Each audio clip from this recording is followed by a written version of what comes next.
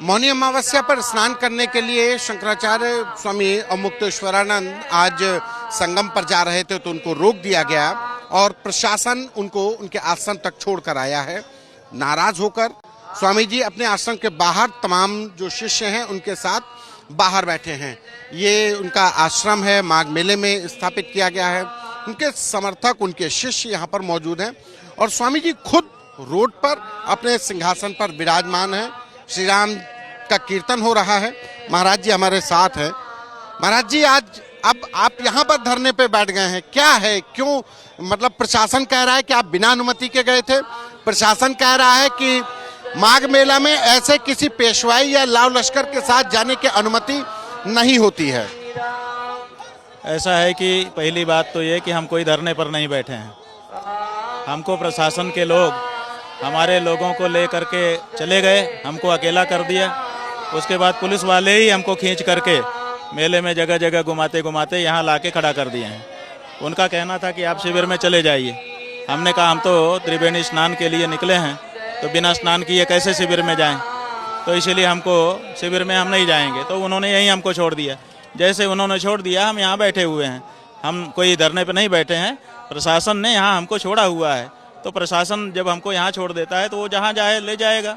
हम प्रतीक्षा कर रहे हैं, और कहीं ले जाना चाहेगा ले जाएगा। हम तो उसी की अभिरक्षा में अपने आप को मान रहे हैं। प्रशासन का ये कहना है कि आपको आपके शिष्य ही यहाँ तक छोड़ के आए। असलियत में आपके रथ को लेकर के कौन आया था यहाँ तक?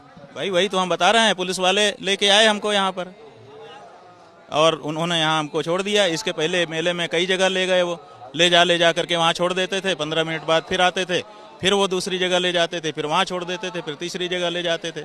ऐसे करते करते हमको यहाँ लाए और यहाँ छोड़ गए। अब जब छोड़ गए तो हम यहाँ पर जैसे छोड़े गए वैसे ही बैठे हुए हैं। प्रशासन का कहना है कि आज माघ मेला के मौनी अमावस्या के स्नान में बिना अनुमति के आप गए थे। आपसे कहा गया कि वहाँ पे भीड़ बहुत है, भगदड़ मच सकती है। आपने व्यवस्थाओं को रोका, व्यवस्थाओं में अवरोध किया, आम लोगों की ध्यान नहीं दिया। ये प्रशासन का आपके ऊपर आरोप है। देखिए ऐसा है, प्रशासन है, जो चाहे आरोप लगा सकता है। लेकिन सच्चाई क्या है? सच्चाई ये है कि हम पिछले 40 वर्षों से हमारा शिविर यहीं लगता है, त्रिवेणी रोड पर। यहीं से निकल करके अपने जो शिविर के लोग शिविरार्थी होते हैं, वही परिवार होते हैं हम लोगों के, उनके साथ पैदल जनता के बीच में, जनता जैसे हम जा करके स्नान करते हैं। तो कभी कोई बाधा तो हमारे कारण से अभी तक रिपोर्ट नहीं हुई है कि हमारे कारण कोई बाधा आई। 3 वर्ष पहले हमारा ज्योतिष पीठ के शंकराचार्य के रूप में अभिषेक हो गया। जब अभिषेक हो गया तो ज़्यादा लोग हमको जान गए। तब जब हम जाने लगे, एक बार हम पैदल ही जैसे जाते थे वैसे ही गए, तो हमने देखा कि बड़ी अव्यवस्था हो रही है। जैसे ही लोगों को पता चल रहा है कि हमारे बीच में शंकराचार्य जी जा रहे हैं, तो लोग जो है झूम पड़ रहे हैं। कोई शायद सोचता है कि हम छू लें, कोई सोचता है हम देख लें। तो ऐसी परिस्थिति में हमारे लोगों ने सोचा कि एक पालकी में आपको बैठा देते हैं, तो ऊपर हो जाएंगे आप। ऊपर होने से लोग देखेंगे, जहाँ हैं वहीं से आशीर्वाद हो जाएगा, तो कोई दौड़ेगा नहीं।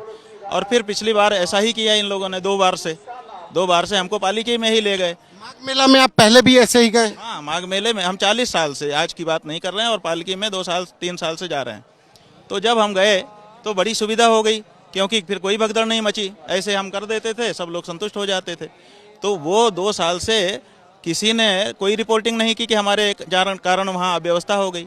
और हम कोई प्रोटोकॉल मांगते नहीं है, विशेष व्यवस्था मांगते नहीं है, क्योंकि हमें मानते हैं कि गंगा स्नान करने वीआईपी बन के नहीं जाना चाहिए। माँ की गोद में जाने के लिए बच्चा बन के जाना चाहिए, तो हम बच्चा बन के जाते हैं। ये जो पालकी है, ये हम इसलिए नहीं कि हम विशेष हुए ये दिखाने के लिए, ये इसलिए कि ताकि जनता जो है झूमे ना, भगदड़ ना मच जाए। तो दूर से ही लोग देख लें, उनको संतोष हो जाए। प्रणाम करने का सबको मन रहता है, आशीर्वाद पाने का सबको मन रहता है, तो इससे सहज हो जाता है।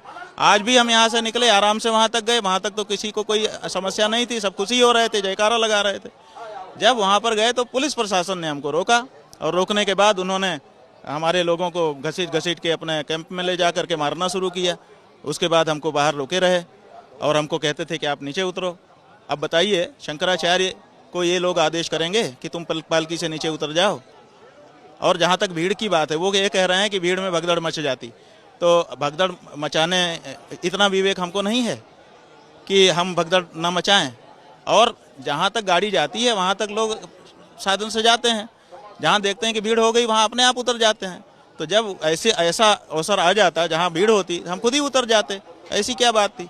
और वहाँ से जहाँ हमको खड़ा किया था इन्होंने, लगभग 10 मीटर दूरी में बहुत सारी कारें आपकी खड़ी थी। आप लोकेशन आपके लोगों ने कवर भी किया होगा। हम कह रहे थे कि वहाँ तक तो हम पालकी में जाएंगे, उसके बाद हम उतर करके पैदल जाके स्नान करेंगे जनता के रूप में, हमें कोई वीआईपी व्यवस्था नहीं चाहिए। वो कह रहे थे नहीं यहीं उतरो।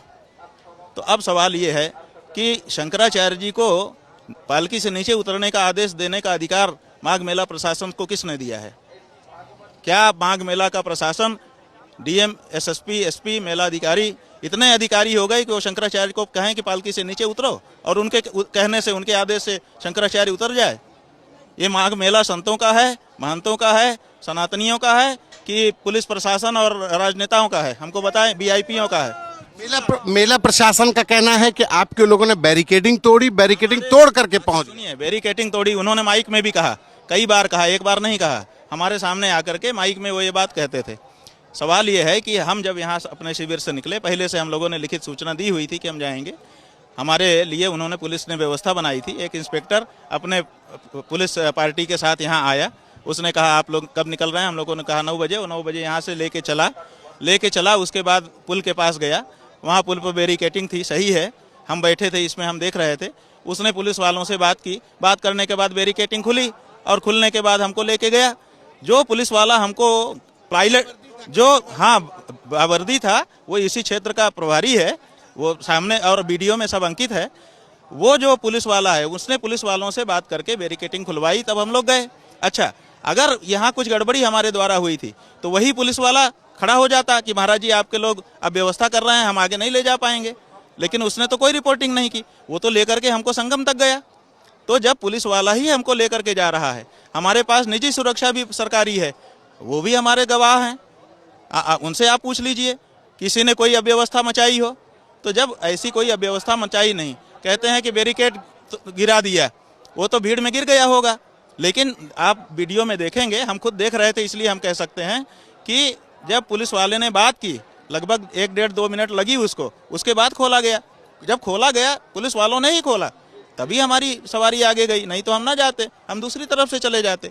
हमको अगर वीआईपी व्यवस्था चाहिए होती तो हम पहले ही से वीआईपी व्यवस्था की मांग कर देते और हम चापलूसी करना शुरू कर देते, क्योंकि चापलूसी करने से वीआईपी व्यवस्था मिलती है। ये सब जो हो रहा है, ये हमारे किसी कानून के उल्लंघन से या अव्यवस्था से नहीं हो रहा है।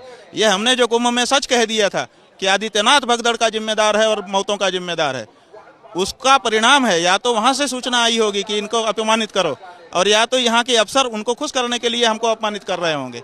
इसके पीछे मामला ये है। और अगर ये नहीं हो सकता तो दूसरा मामला ये है कि हम गौ रक्षा की बात उठा रहे हैं। ये राजनीतिक पार्टियां गाय की हत्या बंद नहीं करना चाहती हैं, तो ये चाहती हैं कि हमारी आवाज़ दबा दिया जाए।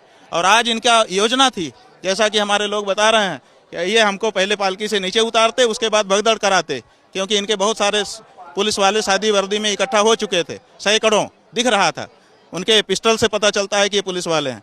तो ये वहाँ पर भगदड़ कराते, हमको मार डालते और 1-2 को और मारते और कहते भगदड़ में हो गया, शंकराचार्य की गलती है। तो आज ये पूरा एक आपकी हत्या की साजिश। हाँ, बिल्कुल साजिश थी, और वो साफ दिखी हमको। आप बताइए कि छोटे छोटे जो भगदड़ करने की कम उम्र हमारी जान को, हम ही को तो चुप कराना है, जनता से उनको क्या लेना देना है? जनता को तो उन्होंने साथ रखा है। वो हमसे दिक्कत है क्योंकि हम सच बोल रहे हैं। लेकिन ऐसा सब करने से अगर वो ये सोच रहे हैं कि इससे हम सच बोलना छोड़ देंगे, तो गलतफहमी है। हम तो सच बोलते ही रहेंगे, ये तय है। और अभी हम यहाँ पर रुके हैं क्योंकि हम आज अपने शिविर से निकले थे कि हम संगम स्नान करेंगे, जैसा पिछले 39 साल से करते चले आए हैं। अगर हमको ये मौका मिलता है, हमारे लोगों से जिनको मारा पीटा है उनका मेडिकल हो रहा है, अगर उनसे एक क्षमा याचना कर लेते हैं, साधु संत क्षमा कर देते हैं, और हमको सादर सम्मान के साथ जो शंकराचार्य का सम्मान है तदनुसार हमको स्नान करा देते हैं, तो ठीक है। और नहीं तो कल हम यहाँ से जाएंगे, फिर भविष्य में कभी यहाँ नहीं आएंगे। ये मतलब आपका मतलब है कि ये पूरा अपमानित करने की पूरी प्लानिंग थी? आप बताइए, बिना किसी कारण क्यों ये किया जा रहा था? कोई तो कारण होना चाहिए। हमने अफसरों से पूछा, भाई कारण बताओ। वो कहते थे भगदड़ मच जाएगी। क्यों भगदड़ मच जाएगी? भगदड़ मची ही नहीं। आप बताइए भगदड़ कैसे मच जाएगी? भगदड़ मचाने के लिए कारण होना चाहिए ना। कारण क्या था? जब हम शांति से जा रहे थे, और हम क्या आज पहली बार भीड़ में आए हैं? हम तो जहाँ जाते हैं वहीं भीड़ होती है। 1000, 2000, 5000, 10,000, 50,000 लोग हर जगह। रोज हम 2 कार्यक्रम 3 कार्यक्रम करते हैं, रोज हमारे साथ भीड़ होती है। और लोग, वो भीड़ इसलिए होती है कि हमको देखने और आशीर्वाद लेने के लिए लोग आते हैं। शंकराचार्य जी का आशीर्वाद, व्यक्तिगत हमारी बात छोड़ दो, शंकराचार्य पद पर हैं तो शंकराचार्य जी का आशीर्वाद लेने लोग भीड़ लगाते हैं। तो कहाँ कहाँ भगदड़ मची आज बताइए? इतने साल से हम लोग भीड़ में रह रहे हैं, हमारे कारण कहाँ भगदड़ मची? कोई एक 40 साल 50 साल का समय हो गया, एक वाकया बताइए। सवाल एक फिर से मैं ले लेता हूं कि आज आपको नहीं जाने दिया गया, इसके पीछे क्या, किस तरीके की साजिश थी? देखिए, बात यह है कि जाने क्यों नहीं दिया गया, ये तो असली कारण वही बता सकते हैं, तय है।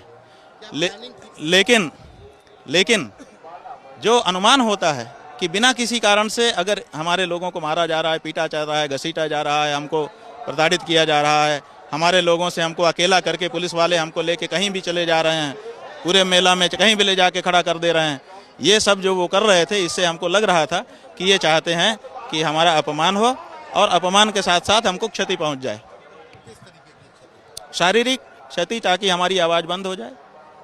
भगदड़ मचा के उसी में किसी से गला दबवा देते।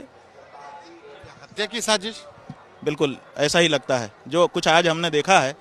अगर आपके ईमानदार वीडियो वाले होंगे, पुलिस वाले नहीं, जो खाकी वर्दी पहन के टोपी लगाए रहते हैं ना, पुलिस वाले माने हवलदार से नीचे रैंक के जो भी होते हैं, वो नहीं, जो बड़े बड़े अधिकारी थे, वो हमारे ब्रह्मचारियों को, सन्यासियों को मार रहे थे। खुद हमने अपनी आंख से देखा है। जबकि वो जो अधिकारी हैं, उनके पास सेना होती है, अगर वो मरवाना भी हो तो कहते मारो। हमने किसी अधिकारी को स्वयं मारते नहीं देखा, आज हमने देखा जीवन में पहली बार अधिकारियों को, छोटे छोटे कम उम्र के ब्रह्मचारियों और माताओं को और सन्यासियों को मारते आज हमने पहली बार देखा। वो मार रहे थे, हम ऊंचे चूंकि बैठे थे तो हम देख रहे थे, और बहुत सारे लोग आपके जैसे पत्रकार लोग ऐसे ऊंचा टीवी अपना मोबाइल और कैमरा करके कवर भी कर रहे थे। लेकिन अब कौन दबा देगा, क्या करेगा, हमको पता नहीं है, लेकिन किसी न किसी के पास तो वो वीडियो भी होंगे। तो कोई अधिकारी बिना किसी कारण ये को मारने लगेगा। अच्छा, इसी में एक वाकया ये भी हुआ कि जब हमको उन्होंने रोका तो कुछ देर रुकने के बाद हमने कहा भाई नहीं स्नान करने दे तो वापस चलो, तो हम वापस होने लगे। तो हमारे जो लड़के हैं उन्होंने हमारा रथ घुमा दिया और कहा कि वापस चलो, तो हम वापस होने लगे। जब 5-10 कदम गए तो हमने ऐसे देखा, हल्ला सा हुआ, तो हमने देखा तो पुलिस वाले दौड़ के आए और हमारे लोगों को मारने लगे। जब हम वापस हो रहे हैं तब क्यों वो दौड़ करके आ रहे हैं, मार रहे हैं? इसका मतलब कि उनके मन में ही था कि आज मारना ही है, लौट के चले ना जाएं, छूट ना जाए मारना, यही तो उद्देश्य होगा। आप जो आपका टावर है उसका वीडियो निकाल के देखिए, जब हम लौट पड़े हैं, लौट पड़ने के बाद पीछे से आक्रमण हुआ है। ये क्यों हुआ आप बताइए? इसका मतलब है कि उनकी इच्छा थी कि मारा जाए। एक आखिरी सवाल, गुरु के सामने शिष्यों को इतनी बेदर्दी से आप जैसे कह रहे हैं कि मारा गया, दुख नहीं, बहुत बड़ा दुख है। आप समझिए कि अपराधी को मारिए, हम कुछ नहीं बोलेंगे, हम एक तरफ बहुत नरम है, एक तरफ बहुत कठोर भी हैं। अगर कोई अपराध करता है तो उसके लिए दंड देने में हमें हिचक नहीं होती है, हम चाहते हैं कि उसको दंड मिले। हम कई अपने मठ के खुद के लोगों को हम पुलिस में दे देते हैं, बुला करके फ़ोन करके कि ले जाओ इसको, ये नालायक है, इसको दंड दो। लेकिन निरपराध को मारना, कोई अपराध नहीं है उनका, उनको मार रहे हैं। तो हमको आज जो दृश्य हमने देखा, हृदय रो रहा है हमारा। हम क्या कह सकते हैं? पुलिस, जो प्रशासन है वो कितनी भी प्रेस कॉन्फ्रेंस करे, कितना भी वो तर्क गढ़े, जब कोर्ट में उसकी बात जाएगी, हम चाहेंगे कि वो जो कुछ उठा रहे हैं उसकी नालिश करें, और नालिश करके उस पर कोर्ट बैठे, प्रमाण दें। वो हम भी अपना प्रमाण देंगे। आपके शिष्यों के साथ जो मारपीट हुई उसके लिए कोर्ट का दरवाजा आप अपनी तरफ से एफआईआर कराएंगे? हम अभी तो मेडिकल कराने गए हैं लोग, क्योंकि जो उनके साथ मारपीट हुई है उसकी सूचना तो करनी ही पड़ेगी।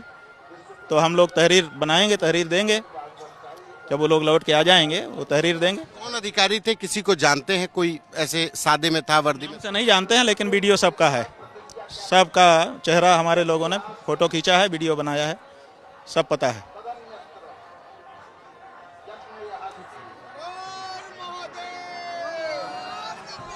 ये स्वामी अवमुक्तेश्वरानंद बेहद दुखी।